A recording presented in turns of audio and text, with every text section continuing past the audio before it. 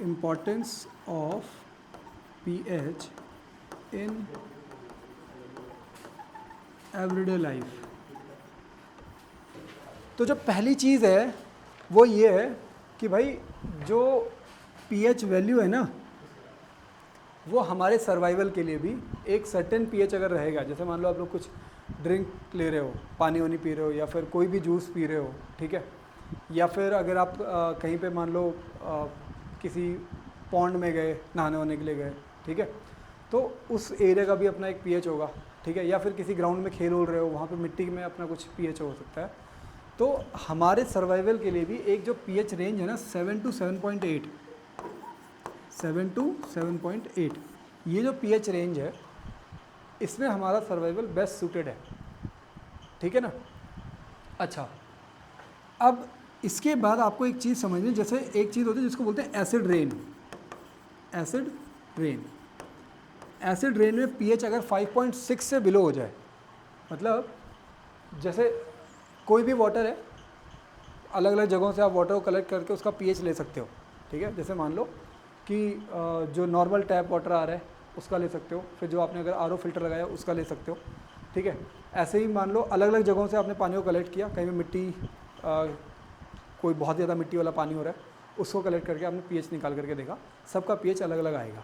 लेकिन मान लो बारिश हो रही है, हर बार की बारिश का जो पीएच होता है वो अलग अलग आता है डिपेंडिंग ऑन द कंडीशन। और पहली चीज़ ये है कि जो आपका वो वाला पानी होगा कौन सा, जैसे मान लो बहुत लंबे टाइम तक बारिश नहीं हुई, अभी जैसे चल रहा है गर्मियाँ बहुत ज़्यादा हो रही हैं, ठीक है, और बारिश काफ़ी लंबे टाइम तक नहीं हुई, उसके बाद सडनली एक बार बारिश होती है, तो उसकी वजह से जो इन्वायरमेंट में जो आपके जो पॉल्यूटेंट्स होते हैं जो कलेक्टेड होते हैं वो उसके साथ साथ नीचे आ जाते हैं बारिश के साथ साथ। इसलिए बोलते हैं कि बहुत लंबे टाइम तक अगर बारिश नहीं हुई थी तो जो उसके बाद जो बारिश हो रही है उसमें मत भीगो, ठीक है, क्योंकि उसकी वजह से फिर बहुत सारी दिक्कतें हो सकती हैं। समझ में आ रहा है अभी? तो उन पॉल्यूटेंट, वो पॉल्यूटेंट किसके साथ मिल करके आ रहे हैं? पानी के साथ मिल करके आ रहे हैं, तो इसका मतलब उसका पीएच बन जाएगा अपना सर्टेन पीएच हो जाएगा। लेकिन अगर पीएच जो है रेन का, जो भी अगर रेन हो रही है उसका पीएच अगर लेस देन 5.6 हो जाए, पीएच की वैल्यू, अगर पीएच की वैल्यू 5.6 से बिलो हो जाए तो वो जो रेन होगी वो किस कैटेगरी में आ जाएगी? एसिड रेन की कैटेगरी में आ जाएगी, ठीक है ना। अब एसिड रेन की वजह से, इसकी वजह से बहुत सारे, जैसे मान लो अगर हम लोग हैं, हम लोग किसी एसिड रेन में अगर बाहर हैं तो हमको स्किन की प्रॉब्लम्स हो जाएंगी, ठीक है, मतलब ह्यूमन को, एज अ ह्यूमन हमको स्किन प्रॉब्लम्स हो सकती हैं। और स्किन प्रॉब्लम ऐसी छोटी मोटी नहीं होगी कि उसके बाद आपने एक क्रीम लगाई और ठीक हो गया, ठीक है ना। स्किन बर्न, ठीक है, वो बहुत डेंजरस भी हो सकती है। अल्ट्रा वायलेट रेज में घूमना, मतलब बाहर धूप में निकलना इतना डेंजरस नहीं होता जितना एसिड रेन में बाहर निकलना हो जाता है, ठीक है। और उसके फिर वो जो पानी है वो ऐसा तो है नहीं कि पूछ करके आंखों में जाएगा, ठीक है, तो वो आंखों में गया तो और ज़्यादा डेंजरस हो जाएगा, ठीक है। तो एसिड रेन हमारे लिए भी हार्मफुल है। फिर आपने ताजमहल के बारे में सुना होगा, ताजमहल के बारे में आपने सुना होगा। ताजमहल जो है वो जिस मार्बल से बना हुआ है, ठीक है, वो पूरा प्योर वाइट है। अगर उसमें एसिड रेन पड़ेगा, ठीक है, तो उसका कलर चेंज होगा। आपको पता है कि इस पर्टिकुलर फैक्ट की वजह से उसके आसपास के सराउंडिंग एरियाज़ में जो बहुत बड़ी फैक्ट्रीज़ हैं ना, उनको वहाँ पे परमिशन नहीं मिलती है ऑपरेट करने की। क्यों? वो ऑपरेट करेंगे, पॉल्यूटेंट्स को जनरेट करेंगे, वो पॉल्यूटेंट ऊपर जाएंगे, फिर पानी के साथ मिल करके बरसेंगे, ठीक है। समझ में आ रहा है अभी? तो ये छोटा मोटा इफेक्ट नहीं है, बहुत मतलब जिसको बोलते हैं बहुत ज़्यादा इंपॉर्टेंस वाली चीज़ है ये, ठीक है। अच्छा, इसके बाद अगर ये एसिड रेन निकल करके आपके एक्वेटिक एनिमल्स जो हैं, जैसे फिश हो गई, क्या हो गया? अच्छा, ताजमहल, सॉरी, हाँ।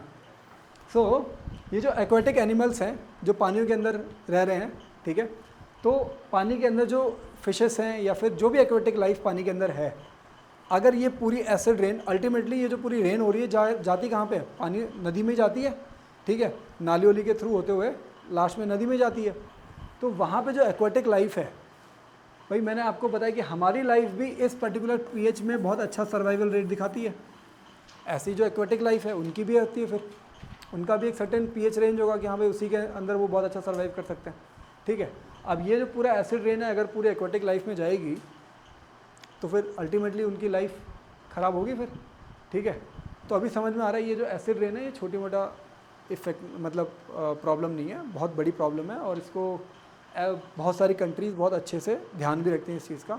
ठीक है, और इसीलिए जो कहीं पे बहुत ज़्यादा जो इंडस्ट्रियल एरियाज़ होते हैं वहाँ पे ऐसा नहीं कि उन्होंने बहुत सारी ऐसी इंडस्ट्रीज़ बना दी जो पर्टिकुलर पॉल्यूटेंट्स को जनरेट कर रही हैं फॉर एयर में, क्योंकि अगर बहुत सारी इंडस्ट्रीज़ एक साथ हो जाएंगी तो पर्टिकुलर उस एरिया में जो पॉल्यूटेंट्स का लेवल है, खासकर कौन से एसिड रेन में जनरली जो तुम्हारा H2SO4 और नाइट्रिक एसिड मतलब nitrogen monoxide, nitrogen dioxide, sulphur dioxide, sulphur trioxide, ये ऐसे गैसेस हैं कि जब ये इन्वायरमेंट में जाएंगी तो वहाँ से वो पॉल्यूटेंट्स को मतलब एक तरीके से जनरेट करती हैं, एसिड रेन को फॉर्म करती हैं। इतना समझ में आ गया अभी? ठीक है, आगे बढ़ते हैं। तो ये तो हो गया कि जो हमारी लाइफ में किस तरीके से इफेक्ट हो रहा है और हमने एसिड रेन को समझ लिया। दूसरा, जो आप लोगों ने जो पेड़ पौधे देखे हैं, ठीक है, पेड़ पौधे जिस ज़मीन पे जो पेड़ पौधे लग रहे होते हैं, अगर आप मान लो कोई ऐसा एरिया है जहाँ पे बिल्कुल नहीं है, पेड़ पौधे उग ही नहीं पा रहे हैं, लैंड आपको सही दिख रही है, ठीक है, ज़मीन आपको सही लग रही है कि यार उग जाना चाहिए था यहाँ पे ना, ठीक है, और एक जगह पे है कि वहाँ पे अच्छे खासी ग्रीनरी हो रखी है, आप क्या करो, दोनों एरिया से अलग अलग सैंपल को कलेक्ट करो मिट्टी का, उसमें पानी घोलो, ठीक है, और उसका पीएच चेक करो। ठीक है, तो आपको ये दिखेगा कि जो प्लांट्स हैं ना, जो प्लांट्स हैं इनके लिए भी जो सर्वाइवल रेट है, प्लांट्स ग्रोथ जो है वो भी एक पर्टिकुलर पीएच के अंदर बहुत अच्छा ग्रो करते हैं। उनका जो ग्रोइंग वो है 5 to 7, 5 to 7 ये वाला अगर पीएच होगा तो प्लांट्स भी सही ग्रो करेंगे। ठीक है, अगर आप इससे ज़्यादा कर दो, मान लो अगर आप सोच रहे हो कि नहीं मैंने वहाँ पे किसी एक पर्टिकुलर एरिया में आपने कुछ एसिड छिड़क दिया है और आप फिर सोचो कि नहीं वहाँ पे प्लांट्स की ग्रोथ हो जाए, तो वो नहीं हो पाएगी। क्यों? क्योंकि एक सर्टेन पीएच से नीचे, ठीक है, 5.5 से नीचे अगर पीएच चला जाता है तो फिर वहाँ पे प्लांट की ग्रोथ मुश्किल हो जाएगी। ऐसे ही 7 से ऊपर मान लो अगर आपने 11 कर दिया है पीएच, तो वहाँ पे प्लांट की ग्रोथ क्या हो जाएगी, डिफ़िकल्ट हो जाएगी। ठीक है, एसिडिक बेसिक कोई से भी हो सकते हैं, मुझे आइडिया नहीं है उसका, है ज़्यादातर फर्टिलाइजर्स एसिडिक इन नेचर होते हैं। और क्या कुछ पीएच का भी कुछ रेंज है उसका, क्या होता है? ठीक है, होता होगा फिर, लेकिन ये है कि हाँ भाई प्लांट की ग्रोथ के लिए जो एक सुटेबल पीएच रेंज है वो है 5.5 से 7 तक। ठीक है, अच्छा इसके बाद नेक्स्ट जो है ये हम लोग समझ रहे हैं कि भाई हमारी एवरीडे लाइफ में पीएच की क्या क्या इंपॉर्टेंस है। तो नेक्स्ट जो है वो है किसके लिए, डाइजेस्टिव सिस्टम में, हमारे डाइजेस्टिव सिस्टम में। तो आपको ये पता है कि डाइजेस्टिव सिस्टम में क्या है, HCl है स्टमक के अंदर। कहाँ पे? स्टमक में क्या है, HCl होता है। अब HCl का आपने देख लिया, गैस्ट्रिक जूस अभी ऊपर देखा था हमने, गैस्ट्रिक जूस का पीएच जो है 1.2 के अराउंड है। ठीक है, पेपर में भी आता है ये चीज़, ध्यान रखना। तो स्टमक के अंदर भी क्या है, HCl है, और वो आपको पता है कि अगर HCl नहीं होगा तो एसिडिक मीडियम प्रिपेयर नहीं होगा, और अगर एसिडिक मीडियम प्रिपेयर नहीं होगा तो पेप्सिन एक्ट नहीं करेगा। इसका मतलब कि HCl की ज़रूरत है हमको। ठीक है, और कभी कभी ऐसा होता है कि आपने बहुत ज़्यादा खाना खा लिया या फिर कोई ऐसा खाना खा लिया जिसकी वजह से आपके पेट में एसिडिटी की दिक्कत हो सकती है, एसिड का जो प्रोडक्शन है वो ज़्यादा हो जाए, उसकी वजह से आपके स्टमक में पेन हो सकता है, सीवियर पेन भी जनरेट हो जाता है कभी कभी। स्टमक के जो लाइनिंग्स है ना, वॉल लाइनिंग्स, वहाँ पे बर्निंग भी हो जाती है, छाले पड़ जाते हैं उसमें। ठीक है ना, खैर अगर ये बहुत स्टार्टिंग स्टेज में हो तो इससे मतलब निपटने के लिए एंटी एसिड्स बोलते हैं उनको। ठीक है, एंटी एसिड्स बोलते हैं। ठीक है, और ये एसिड्स कौन से हैं, ये एग्जैक्टली ये बेस होते हैं। कैसे होते हैं, माइल्ड बेस होते हैं। और आपको मैंने बताया था अभी कौन सा, बेकिंग सोडा। बेकिंग सोडा हाँ ठीक है, मिल्क ऑफ मैग्नीशिया भी ठीक है। बेकिंग सोडा जो है उसमें भी क्या होता है, बेस होता है, ठीक है। तो उसका अगर इनटेक करते हो तो ये जो है वो आपको रिलैक्स मिल जाएगा, अगर एसिड की वजह से अगर दिक्कत हो रही थी तो, ठीक है। मिल्क ऑफ मैग्नीशिया भी आपने जो बताया वो सही बताया, ठीक है। आगे ज़रा देखते हैं, आगे है टूथ डिके का। ये चीज़ समझ में आ गई ना अभी तक। नेक्स्ट जो है वो है टूथ डिके।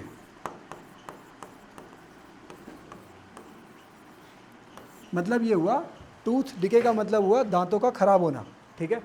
अब होता क्या है, जैसे मान लो आपने खाना खाया, ठीक है, तो खाना खाने के बाद कुछ लोग तो मुंह को पानी से साफ़ कर लेते हैं, ठीक है, गार्गल करते हैं ना, ठीक है, तो वो तो बेस्ट चीज़ है, अगर आपने वो कर लिया बेस्ट है। कुछ लोग क्या करते हैं, खाना खाने के बाद बस खाना खा लिया चल दिया। होगा क्या कि आपके मुंह के अंदर कुछ फूड के पार्टिकल्स रहेंगे, ठीक है। वो आप लोग तभी भी देख सकते हो, अगर आपने पानी से मुंह धोया हुआ ना उसके बाद, तो आपको दिख जाता होगा कुछ फूड के पार्टिकल्स निकलते हैं, ठीक है। वही फूड के पार्टिकल्स अगर मान लो आपने खाना खाया और मुंह के अंदर वो ऐसे एज इट इज़ ऐसे ही हैं, तो फिर क्या होगा, आपके मुंह के अंदर बहुत सारे बैक्टीरियाज हैं। समझ में आ रहा है? ऐसा नहीं कि आप ही के हैं, वो हर किसी के हैं, मेरे भी हैं, हर किसी के मुंह के अंदर वो बहुत सारे बैक्टीरियाज हैं, जिनका फंक्शन ये है कि बाई चांस अगर वो फूड वहाँ पे रह गया है तो उसको वो क्या करते हैं, डाइजेस्ट करते हैं, उसका ब्रेक डाउन करते हैं, ठीक है। अच्छा, अगर उसको डाइजेस्ट करेंगे तो जो आपके मुंह के अंदर जो फूड रिमेन्स बचे हुए हैं उसको फूड रिमेन्स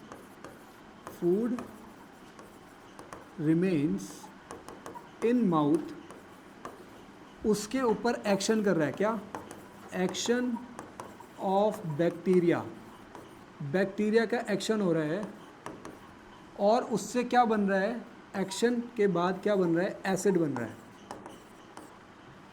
हमारे मुंह के अंदर जब बैक्टीरिया उसके ऊपर एक्शन कर रहा है तो क्या बन रहा है, एसिड बन रहा है। और ख़ासकर ये बहुत ज़्यादा हो जाता है कब, जब ये फूड रिमेन्स, अगर ये फूड रिमेन्स क्या हो जाएं, अगर ये शुगर की फॉर्म में हो ना, अगर ये कोई से भी शुगर के फॉर्म में हो जाए, चॉकलेट हो गया, ठीक है, या कोई ऐसी टॉफ़ी हो गई, अगर वो शुगर की फॉर्म में था तो ये एसिड जो है ये बहुत ज़्यादा हाई हो जाता है, मतलब उसका जो प्रोडक्शन है, एसिड का प्रोडक्शन, वो बहुत ज़्यादा हाई हो जाता है। और अगर आपके जो माउथ का पीएच है, अगर आपके माउथ का जो पीएच है, अगर माउथ का पीएच जो है वो क्या हो जाए, लेस देन 5.6 हो जाए, 5.6 हो जाए, तब क्या होता है, डिके ऑफ टूथ जो है वो स्टार्ट हो जाता है। क्या हो जाता है, डिके ऑफ टूथ। जहाँ की जो आपके टीथ है ना, वो हार्डेस्ट सब्सटेंस, क्या एनिमल बोलते हैं उसको, जो टूथ का मतलब हमारे बॉडी में जो टूथ का जो हार्डेस्ट सब्सटेंस है उसको बोलते हैं एनिमल, एनामल, स्पेलिंग है एनामल, ये हार्डेस्ट सब्सटेंस। अच्छा, इसका जो केमिकल, जिस केमिकल से ये बनता है, कैल्शियम हाइड्रोक्सी पेप्टाइड, हाँ, हाइड्रोक्सी एपेटाइट, एपेटाइट, हाँ, कैल्शियम हाइड्रोक्सी एपेटाइट, ये होता है आपके टूथ के एनामल में। अच्छा, ये जो टूथ का एनामल जो है ना, ये hardest substance of the body है, उसके बाद भी इस पीएच के इफेक्ट से इसका डिके हो रहा है, मतलब कोरोजन हो रहा है, इसका टूट रही है।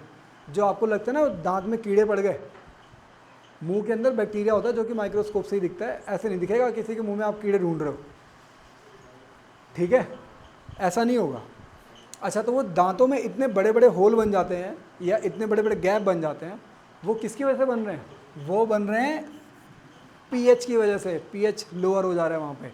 ये नहीं कि उन होल से फिर कीड़े घूम रहे होंगे, क्योंकि वो नहीं हो सकते हमारे माउथ के अंदर। बात समझ में आ रही है? अभी बैक्टीरिया का एक्शन होता है खासकर शुगर वाले फूड सब्सटेंस के ऊपर, और फिर इस तरीके की चीज़ें होती हैं। क्लास 10 की मैथ और साइंस से परेशान हो तो अब घर बैठे पढ़ाई करो नाथ सर क्लासेस ऐप पर।